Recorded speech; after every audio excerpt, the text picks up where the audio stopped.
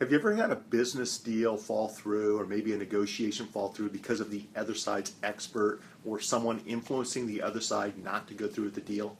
Lawyers, we have to deal with the other side's experts all the time. I want to show you some tips that I've used over the last 30 years that have really helped. Snap, I'm just going to share 3 or 4 tips, but at the end of the snap, I'll share a link sharing 8 tips to help you deal with the other side's expert and close your next deal. When I'm in trial, the other side will normally hire one or more experts and pay them to say what they need that expert to say. Needless to say, it can be really frustrating for both me and my clients when we're litigating these cases, but I've developed some ways to deal with these knuckleheads, and I want to share them with you in today's snap.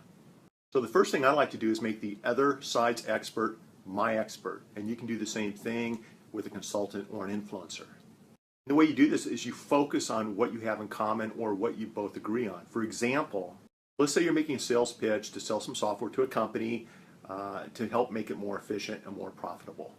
Now your competitor is trying to do the same thing, sell his or her software or services to the same potential client or customer, right? And that's where the challenge is. You're making a sales pitch and your competitor's in there and your competitor disagrees on your pricing, on the quality of your product, whatever it might be. Or if during your presentation your potential customer has a consultant or expert that disagrees on your pricing, on the quantity of your services, whatever it might be.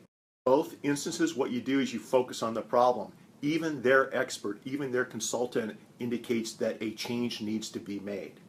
Your potential client know that their consultant, their expert, your competition, everyone feels that a change needs to be made. We're all in agreement on that. That's how you use the other side's expert or your client's consultant to support your proposition. Look, change is necessary. The question is, how are we going to do it?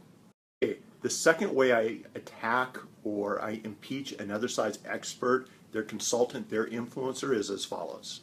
What you do is you raise questions as to their qualifications. Okay, is the person, is the consultant, is the expert actually a specialist in the area that you're talking about?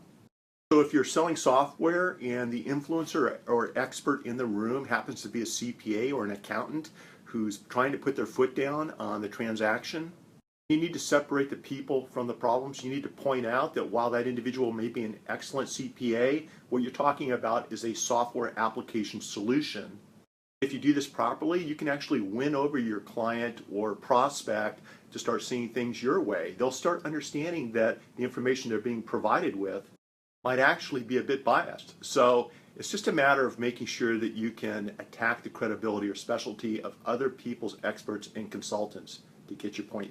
Another really good way to take on the other side's expert, their consultant, their influencers, is to change the hypothetical, change the facts of why you are there. For example, with selling software, selling an app, their expert, their consultant may be focused on how much it's going to cost the company this year in 2016. You've done your homework and you can show your prospect that you can save their company $500,000, $5 million over the next 5 to 10 years. It's a hypothetical not from a 1-year scenario, but maybe to a 5 to 10 to 20-year scenario, or and show how your product or service will help the employees, help improve the quality of their lives, help them work less and make more. Then all these different approaches, all these different hypotheticals may allow you to get past the other side's limiting expert or limiting consultant, change his or her mindset, and eventually get the deal done. So I'll tell you what, I've got about 8 total tips on how to deal with the other side's experts. Go to mitchjackson.com for my blog post.